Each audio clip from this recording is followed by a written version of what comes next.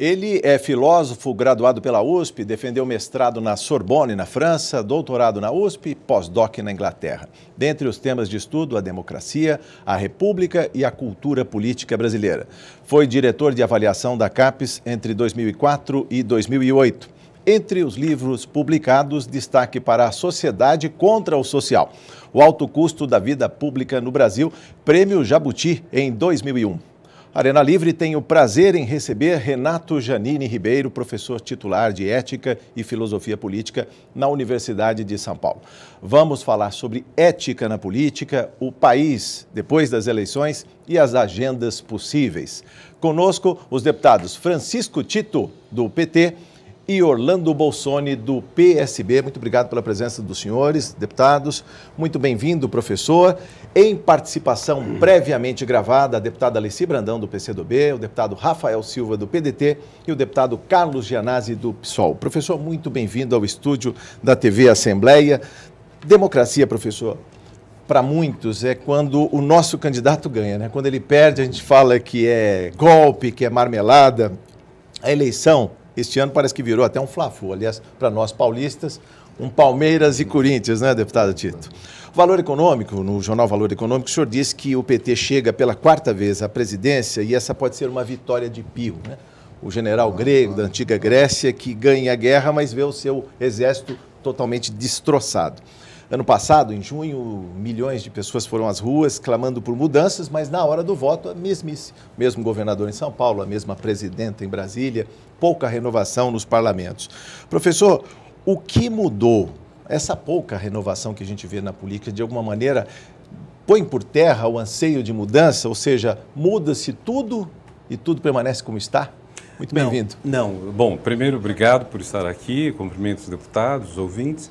Mas, não, o que acontece é o seguinte, o ano passado mostrou um descontentamento muito grande com o país, uma coisa vaga, imprecisa, mas ao mesmo tempo muito precisa num ponto específico, é com os serviços que as pessoas estão descontentes, serviços típicos de Estado. Ônibus, transporte coletivo, em primeiro lugar, que foi o mote que deflagrou, depois saúde e educação, que tiveram muita importância. Então, esses serviços, mais a segurança pública, eles são muito mal prestados, tanto que as pessoas se consideram de classe média quando elas, apesar de pagar impostos para manterem serviço, contratam privadamente, sobretudo, transporte, comprando um carro, e saúde, contratando um plano de saúde. Então, vamos dizer, eu acho que o grande descontentamento que ficou do ano passado é o seguinte: precisamos parar de pagar duas vezes. Precisamos ter saúde, educação, segurança e transporte públicos a contento. Então, acho que esse ponto ficou na consciência. Como o Brasil é um país que não tem muita cultura política, o resultado acaba sendo, vota-se talvez nos mesmos nomes, elegem-se governantes que são os mesmos, mas o descontentamento ficou. Tanto que me parece que o grau de entusiasmo pelos executivos eleitos este ano foi menor. Sim. Quer dizer, eu não vi grandes festas por nenhum dos candidatos à presidência, nem aos governos de Estado.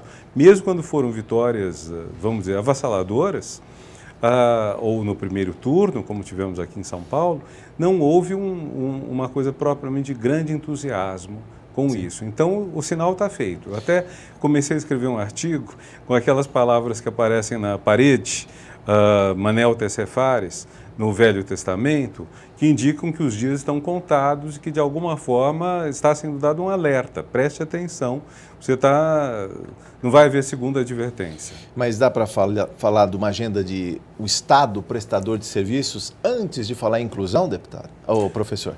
Olha, é o seguinte, eu digo que nós temos três agendas democráticas bem-sucedidas nos últimos 30 anos.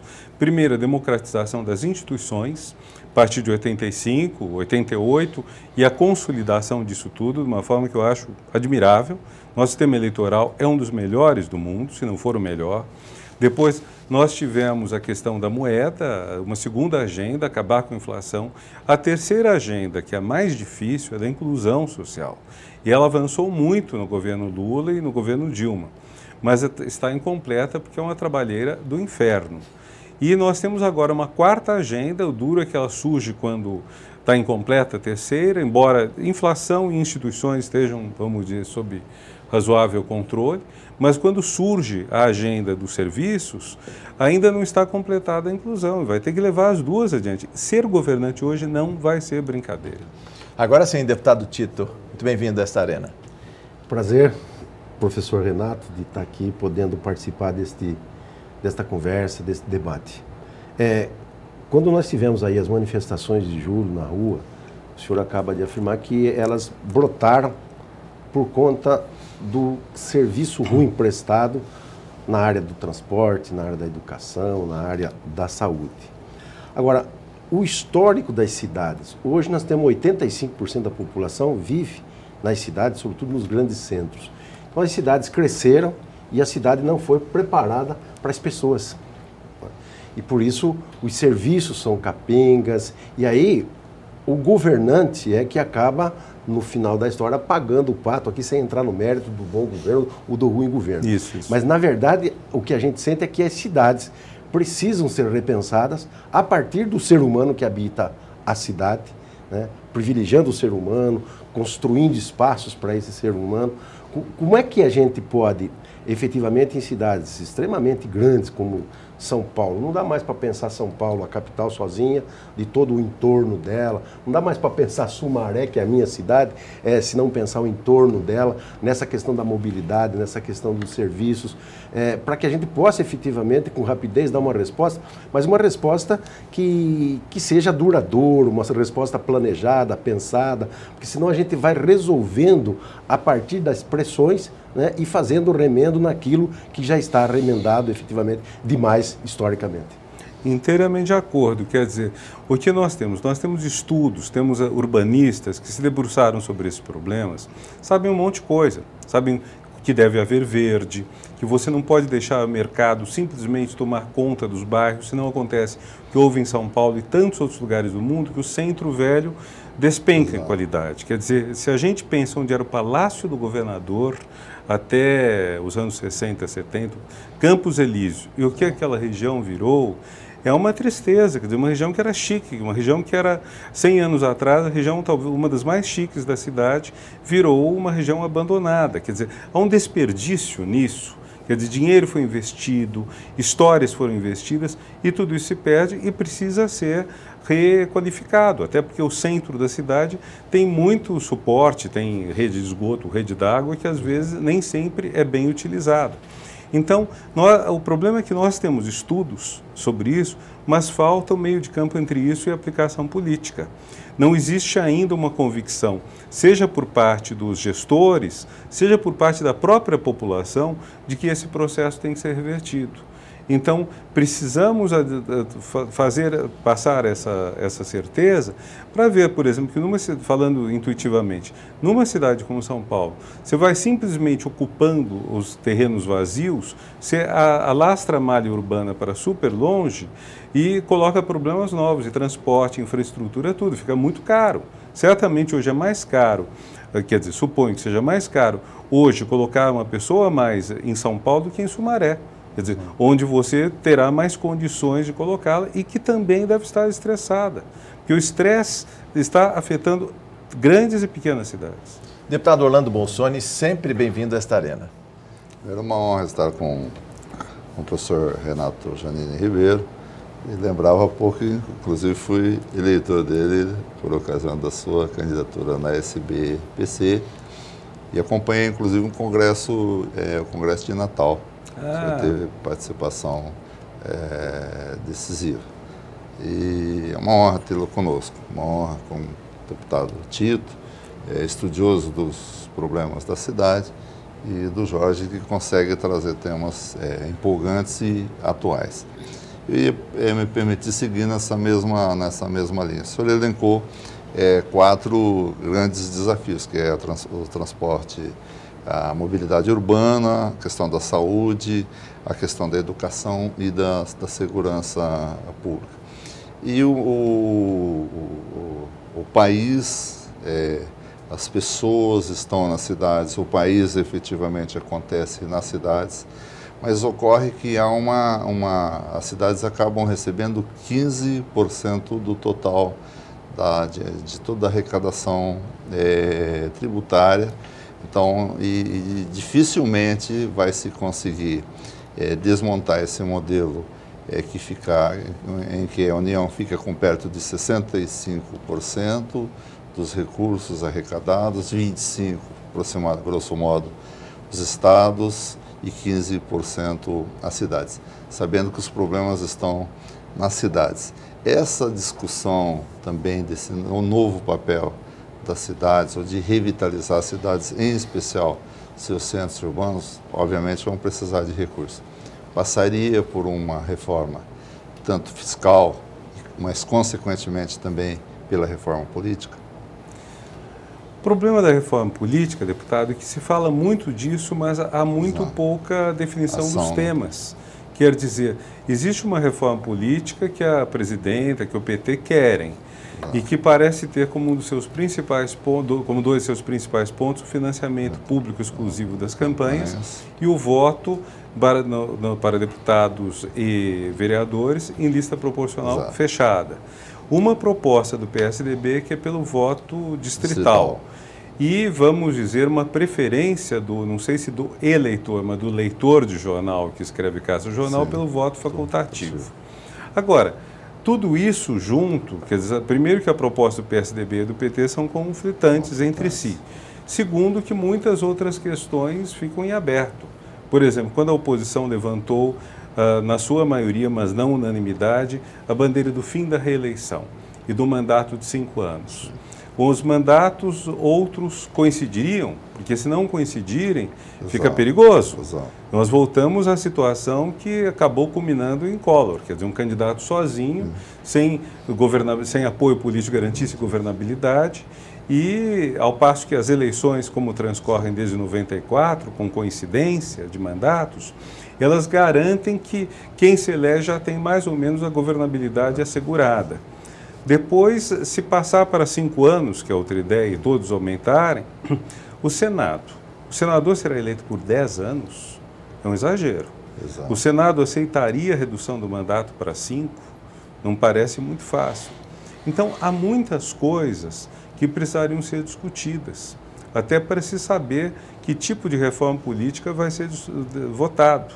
E eu ainda tenho um certo ceticismo que me parece muito difícil algum dos lados conseguir maioria suficiente para aprovar a sua proposta no Congresso. Professor Janine, quem tem uma pergunta para o senhor é a deputada Alessia Brandão, que participa virtualmente deste Arena Livre. Ela está preocupada com uma divisão fictícia do país depois das eleições. Vamos ouvir. Professor Renato Janine, é um grande prazer renovado em poder fazer uma pergunta, né, abordar as coisas que o senhor escreve, que a gente gosta bastante. A questão da divisão do país, né, que está sendo tão pautado aí nos últimos dias, eu não concordo com divisão de país. Eu acho que tem que se tomar um pouco de cuidado, até assisti o Alexandre Garcia falar sobre isso, que as pessoas têm que tomar um pouco de cuidado quando dizem que o país está dividido. Aí fica aquela coisa de pobre vezes rico, branco contra negro, enfim, estão querendo dividir muita coisa. Eu acho que não é isso. Eu acho que todos nós somos brasileiros e todos nós temos direito. É claro que quando você vê essa conversa de que o pessoal, né, nortista e nordestino é quem está atrapalhando, é quem está trazendo retrocesso para o país, eu acho que as pessoas que falam isso, elas se esquecem de que aconteceu um atraso de muitos e muitos anos em que esse mesmo povo era esquecido. Essas pessoas passaram fome, essas pessoas não tinham direito, sabe, quase que nenhum. Aí, quando entra, né, um presidente que vem, a sua origem é desse lugar, e entende de forma legítima e profunda, né, qual é a situação daquele povo, é lógico que ele, como o administrador do país, vai tentar criar políticas públicas para atender as pessoas. Ninguém está falando das benesses também que a turma, sabe, que está bem, que sempre esteve bem, conseguiu. Eu acho que fica uma discussão realmente da questão social, né, e eu tiro por mim mesma, que sou uma pessoa de origem bastante humilde, e que hoje vejo como é que a vida, sabe, da minha família, das pessoas que eu conheço, das comunidades que eu conheço, como é que isso aí mudou. Esse país é o país da miscigenação, esse país é um país plural, esse país é um país que tem gente de várias origens, mas nós não podemos esquecer uma coisa. Os afrodescendentes, a ancestralidade, todo mundo veio no navio negreiro para ser escravizado. Eles não eram escravos, eles foram escravizados. Mas os imigrantes chegaram aqui com todas as condições para poder desenvolver a sua vida. Essa é a cara do Brasil que está mudando. E eu espero que mude muito mais. O senhor também espera, professor? Espero que sim. Bom, prazer ouvir a deputada Leci, seja em prosa ou em verso, mas eu concordo com ela. Quer dizer, primeiro, a divisão no Brasil não é geográfica. Os mapas que apontam, vamos dizer, estados em que prevaleceu um voto ou prevaleceu outro, eles exageram a coisa porque nós não temos o hábito norte-americano da eleição indireta por um colégio eleitoral em que a maioria do estado leva todos os votos no colégio eleitoral que o estado tem. No nosso país, o que nós temos sim são distinções sociais. E não é por coincidência que a maior parte dos eleitores com mais rendimentos votou num candidato, a maior parte dos eleitores com rendimentos menores votou em outra candidata. Então, isso nós não podemos obscurecer. Agora, tirando isso que pode levar a antagonismos sociais, que existem, que nós não podemos mascarar, mas que têm que ser resolvidos na base da negociação, na base da discussão, na base do respeito recíproco, tirando isso, as nossas diferenças são absolutamente enriquecedoras. Sim. Raro é o país que tem culturas tão diferentes dentro do seu território, comidas tão diferentes, falares tão diferentes, paisagens, enfim, tanto a obra da natureza quanto a obra da cultura, do homem, elas são muito ricas no país. Então, acho que o que devemos ver com clareza é o seguinte: desde 1580, quando foi fundado o Quilombo dos Palmares, pelos dados que a gente tem, nós temos uma luta pela inclusão social, uma luta contra essa desigualdade repressiva. E agora, de uns anos para cá, nós temos tido uma inclusão social vultosa, mas que tem que aumentar. Nós temos que levar esse processo a cabo e isso incomoda a gente, sim. Tem gente que se incomoda, ou porque perde efetivamente dinheiro, ou mais vezes até porque perde a sensação de privilégio. Sim. E acho que no Brasil, o que nós tivemos foi mais a perda da sensação de privilégio do que a perda realmente de anéis ou de propriedades. Sim. Só lembrando, o deputado Tito tem em mãos uma nota do Centro de Tradições Nordestinas, aí, uma nota de repúdio ao ódio que correu nas redes sociais por conta das eleições e o papel do Nordeste na escolha da presidenta. E o deputado Tito também trouxe o livro do professor Renato Janine Ribeiro, escrito a 4 mãos, com o professor Mário Sérgio Cortella, Política para não ser idiota. Política para não ser idiota, que foi tema de um programa Arena Livre 2 anos atrás, aliás, um programa de grande sucesso, não só aqui na TV, mas também nas redes sociais e no YouTube. Deputado Tito, a sua pergunta. Você, professor, com o Mário, trava um diálogo bastante interessante nesse livro todo. Vocês vão batendo um papo gostoso, né? E envolve a gente nessa leitura maravilhosa desse livro. Diante dessa questão que o Jorge acaba de apontar, desse cenário de preconceito,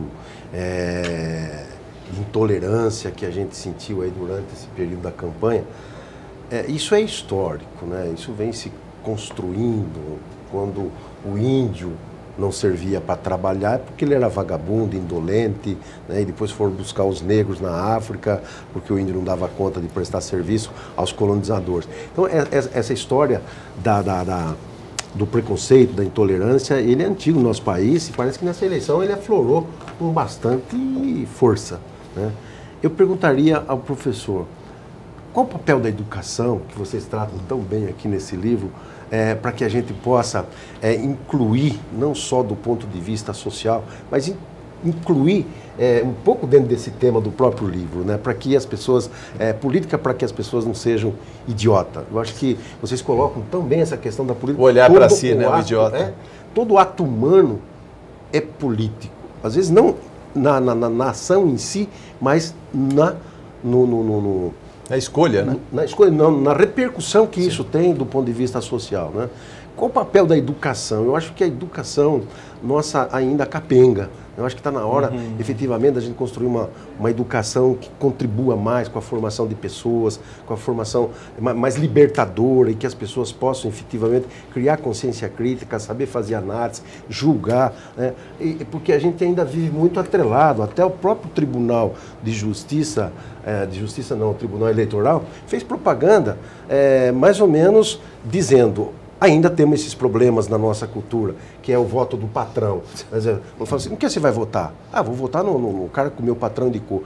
O cara fala: mas é certo isso? Né? Isso rodou como propaganda eleitoral. Eu disse: não, você e a urna, você é livre e tal. Então dá a impressão que o patrão ainda é uma sombra para o eleitor, que mesmo o voto sendo secreto ali, dá a impressão que essa sombra o acompanha, o amedronta, e ele descubra que ele não votou no candidato do patrão, né? Então, que papel a educação pode nos ajudar cada vez mais a sairmos dessa pressão, dessa intolerância, com tantos outros problemas, questão da homossexualidade, questão do nordestino, enfim, é o que está na pauta de hoje, o nordestino sobretudo. Bom, antes de mais nada, a educação tem que ser o conhecimento de uma série de informações, formações, quer dizer, a pessoa precisa aprender a escrever, a ler, a entender o que ela escreve, o que ela lê, o que ela ouve. A pessoa precisa aprender a fazer as operações matemáticas e muito mais que isso. Tem que conhecer a história. Existe todo um lado da educação que, vamos dizer,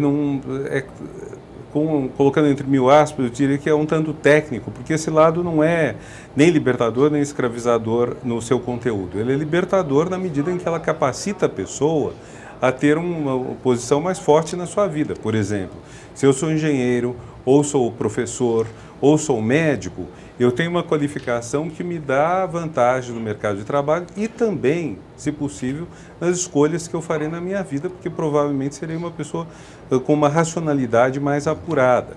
Agora, fora isso, a questão que o deputado coloca tem a ver com como, com todo esse conhecimento, nós fazemos uma pessoa, um sujeito moral, alguém que não se limita a conhecer todo um estoque de informações, mas também está fazendo uso disto para ser mais livre na vida. Eu acredito muito na ideia da educação e da cultura como poderosas contribuições para a liberdade. E, em princípio, uma pessoa que é educada ou teve acesso à cultura, essa pessoa deve saber mais da enorme pluralidade de caminhos que a gente tem no mundo. Por exemplo, um exemplo que volta e meia eu recordo. Na Irlanda do Sul, houve uma perseguição forte depois da independência aos homossexuais, a tal ponto que muitas pessoas chegavam à idade adulta sem saber que existia isso, de amar, de ter uma vida amorosa com uma pessoa do mesmo sexo.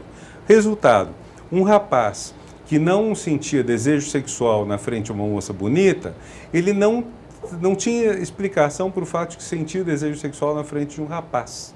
E ele achava simplesmente que tinha sido dotado com a vocação do sacerdócio. Resultado, ele ia para a igreja, ia para um seminário e ficava essa coisa remoendo-o, tornando-o infeliz e às vezes até abusando depois de menores, porque não tinha tido a vazão natural de um desejo legítimo, mas cujo conhecimento lhe tinha sido negado. Penso que a educação ela deve fornecer à pessoa as possibilidades de escolher melhor seu caminho na sua orientação amorosa, na sua vida profissional, nas suas opções religiosas e políticas. E hoje nós temos um leque muito grande de tudo isso. E nesse sentido, uma sociedade plural como a nossa pode ser muito enriquecedora. No próximo bloco vamos falar mais de ética na política com o professor da USP, Renato Janini Ribeiro. Voltamos em instantes.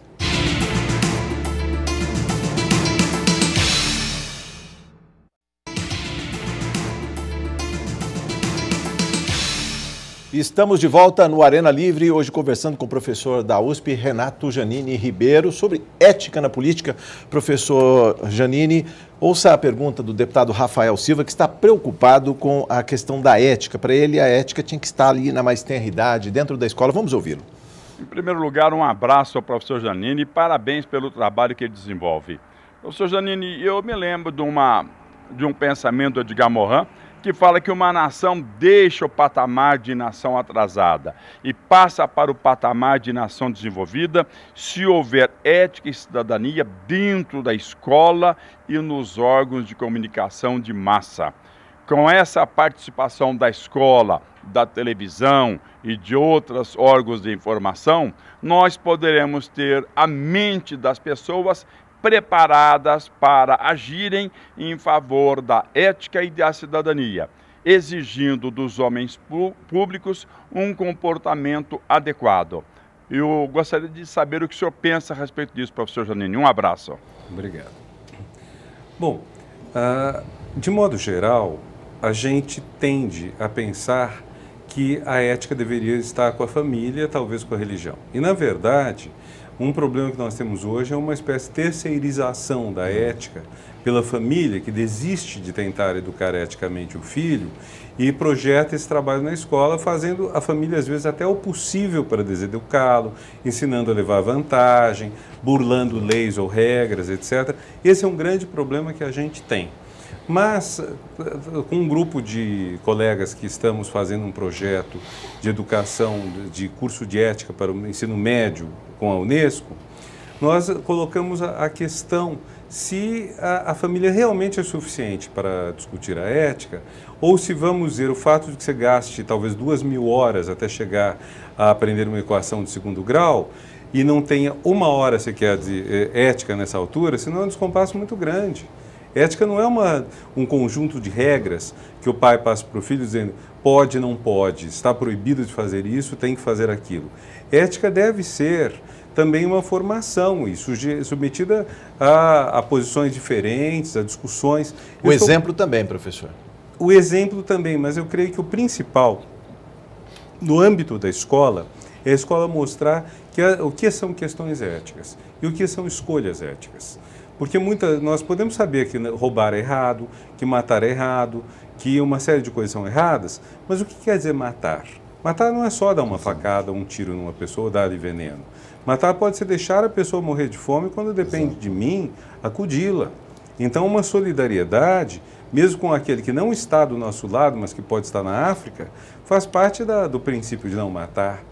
E se nós tivermos escolher entre o respeito à vida e o respeito à propriedade? Nós precisamos também discutir isto. O que faz falta é que as questões não são discutidas. Nós passamos pela vida como se houvesse um conjunto de regras, que alguns confundem com os 10 mandamentos, que dizem o que é certo e o que é errado. E aí, quando nós nos defrontamos com uma situação delicada nossa, muitas vezes acontece em crise de casamento, por exemplo, as pessoas não têm nenhuma formação para lidar com isso. E elas vão fazer isso na base do chute. O que é importante é você questionando através de histórias, através de exemplos, através de aprofundamento teórico, o que significa um valor, como não matar, o que significa não roubar. Não roubar inclui pagar abaixo do valor que a pessoa merece? Provavelmente inclui. Então, se a gente amplia o sentido desses termos e mostra que eles às vezes estão em conflito, a gente joga a bola no colo do educando. E aí ele vai ter que aprender, ele vai ter que resolver. E você não tem outra maneira de educar eticamente senão esta. Deputado Orlando Bolsani. Vou aproveitar a informação do senhor a respeito desse curso que o senhor acabou de informar, que se prepara sem patrocínio, orientação da Unesco, no sentido de trazer o ensino da ética no ensino médio. Hoje são dadas informações esparsas, ora num curso de sociologia, nas aulas de sociologia, ora nas aulas de filosofia, ora nas aulas de história. E o que se pretende, qual a expectativa? E eu sei que é difícil, mas o que se espera a longo prazo, a médio, longo prazo? Que jovem, que adulto que nós visualizamos que o curso pretende oferecer? Acho que é uma oportunidade boa, inclusive, de despertar, Jorge e deputado Tito, os agentes públicos depois para estarem preparados para acolher, inclusive, esse curso que, de início, eu acho excelente ideia e que está em ótimas mãos para ser preparado. Obrigado. Esse curso foi uma demanda da Confederação Nacional das Indústrias, que continua apoiando o projeto. A ideia é a seguinte: nós precisamos ter pessoas que tenham noção, primeiro de tudo, do que é ética. Uma coisa que eu tenho constatado é que em certos dilemas que as pessoas têm diante de si, uma escolha difícil de como agir melhor, às vezes as pessoas não têm noção de qual lado é ético e qual não é. Por exemplo, você fazer a coisa certa. Por exemplo, o episódio começou uma série da TV Globo antiga chamada Você Decide. Começava com alguém que morria com uma mala de dinheiro no avião e a questão era, o passageiro do lado fica com o dinheiro para si ou dá para os legítimos donos.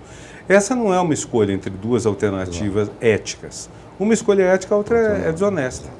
Então, e há pessoas que às vezes não percebem que a escolha ética é quando ocorrem dois termos éticos e que em outros casos tem um único lado que é ético. E que há casos em que a escolha não tem nada de ético. Se eu quero um carro vermelho ou verde, isso não é uma questão de preferência.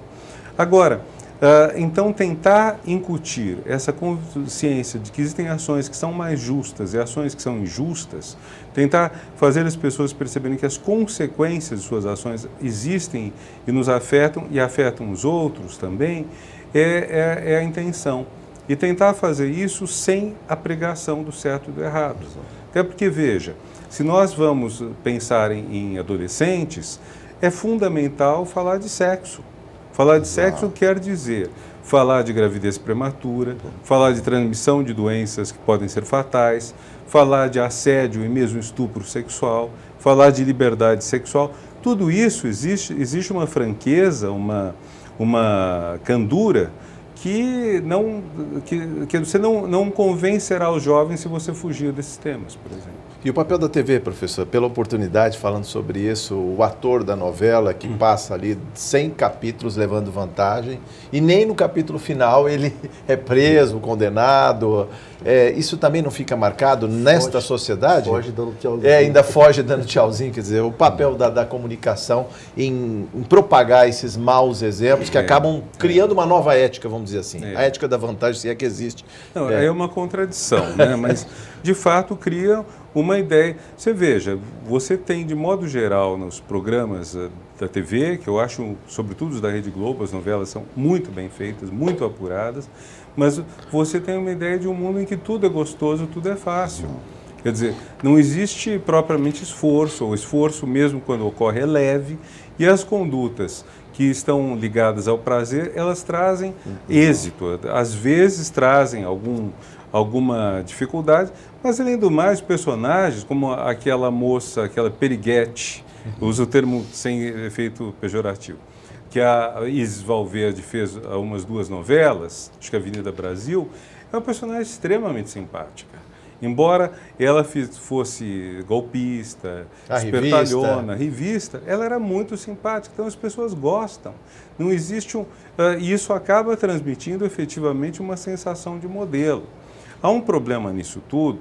Eu não estou sendo moralista, não estou discutindo o sexo que ela fez ou deixou de fazer o personagem durante a novela.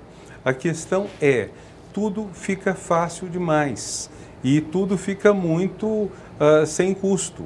Os atores e atrizes que estreiam hoje na Globo são de uma beleza estonteante.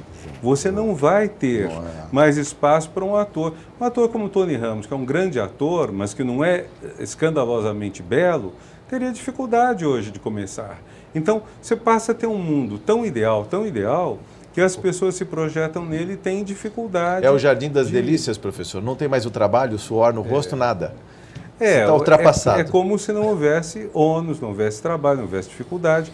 Então, isso tudo transmite uma mensagem que, se fosse apenas divertida, tudo bem. Mas ela acaba tornando o êxito sem trabalho, o êxito só pelo corpo, muito fácil. Sim. Professor Tito. Professor, vamos puxar a sardinha aqui um pouco para a questão da filosofia com essa questão da ética.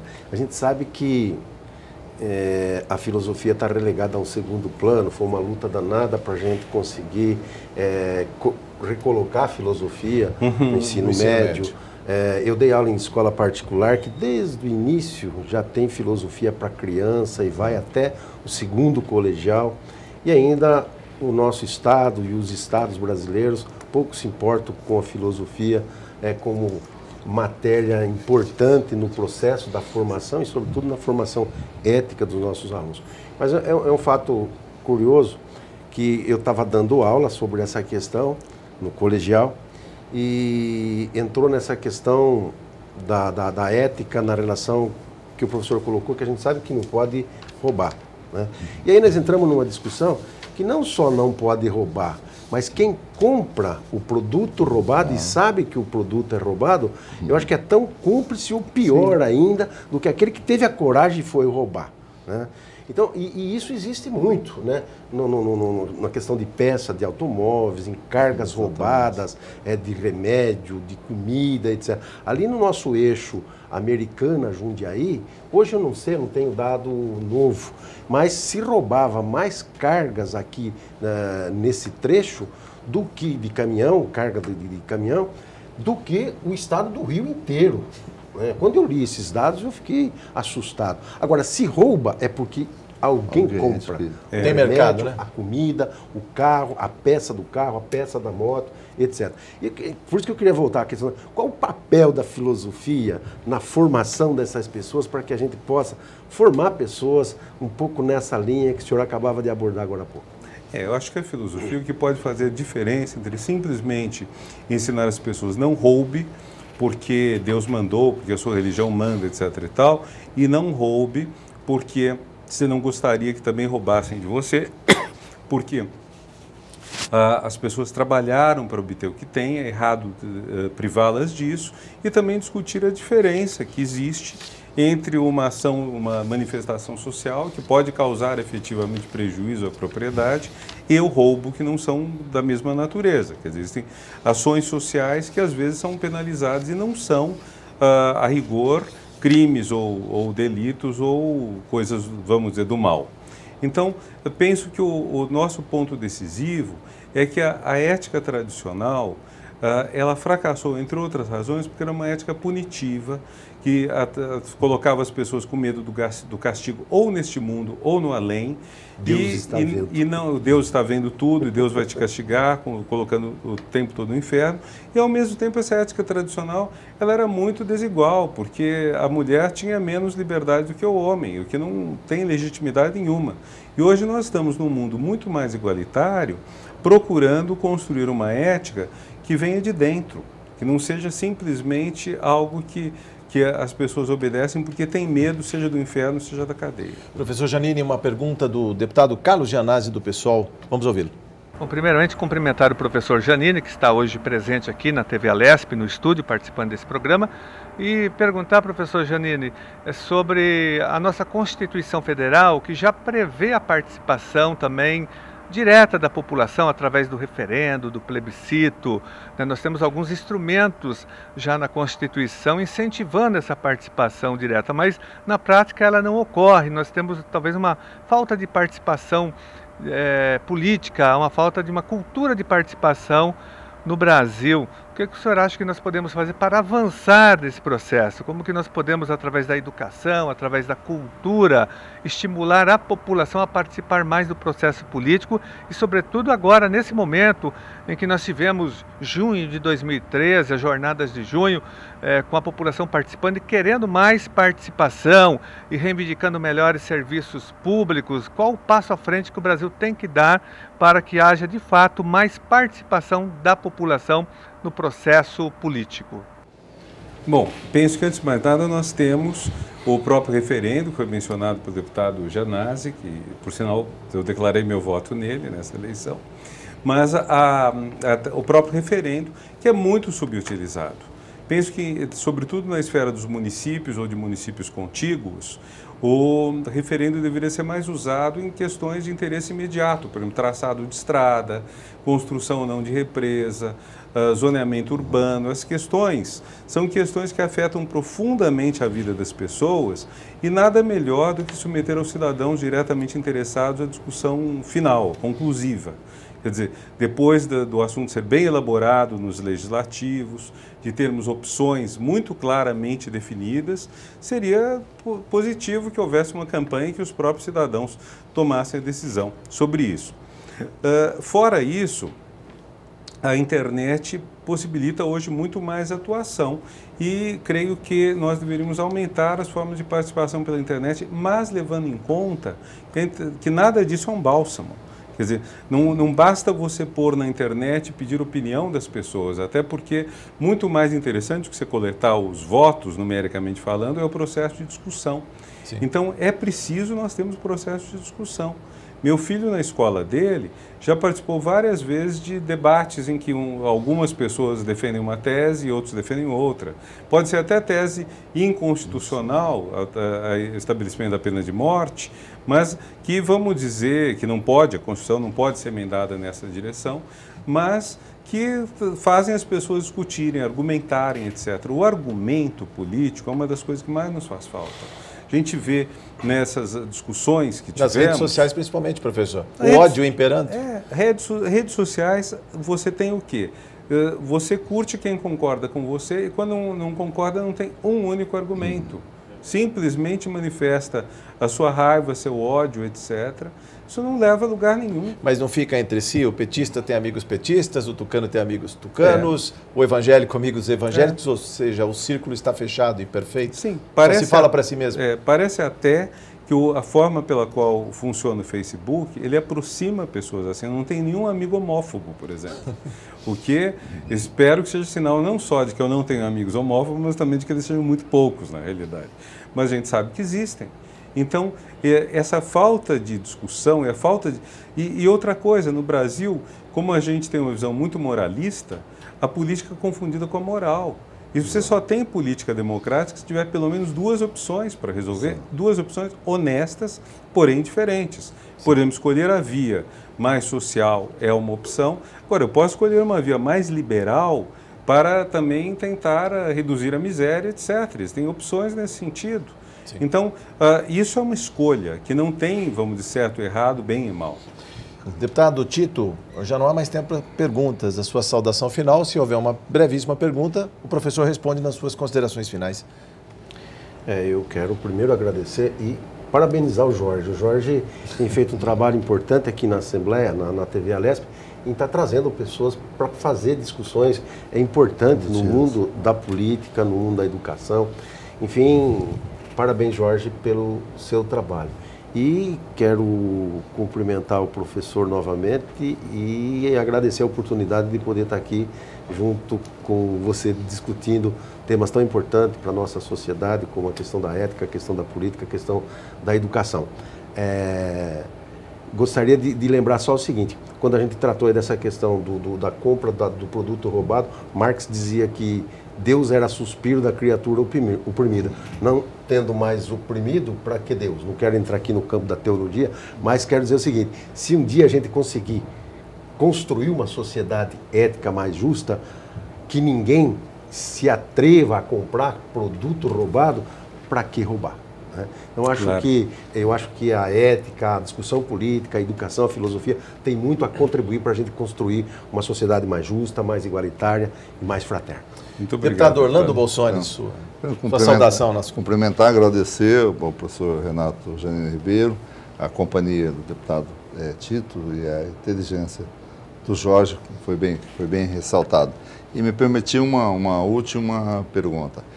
Como resgatar o descrédito, não da política, mas que os políticos, no meu modo de ver, hoje passam. Hoje, ser político se coloca em questão, às vezes até a idoneidade da pessoa.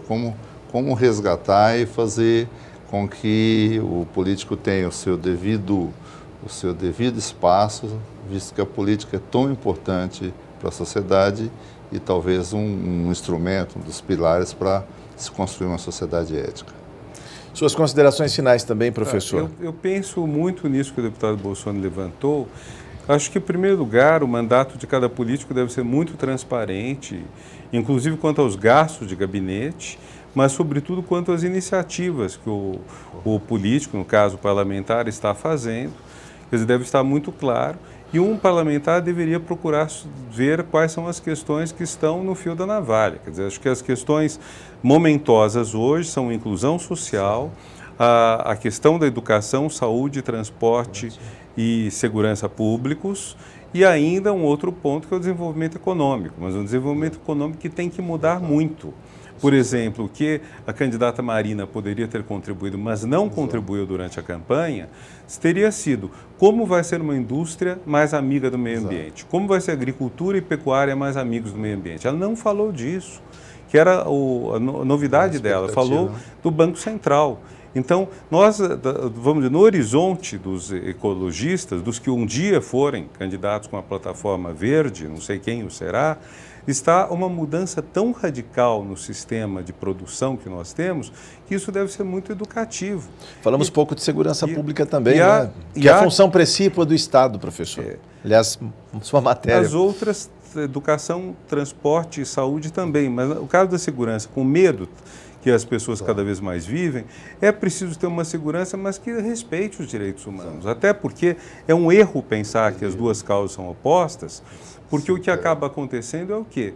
A polícia é prepotente muitas vezes com o pobre inocente e olha para o lado diante do rico culpado. Então, do que interessa a uma pessoa que foi vítima de um crime que seja punido um que não é o criminoso? E às vezes o que a polícia entrega é justamente o não criminoso só para uma sanha punitiva.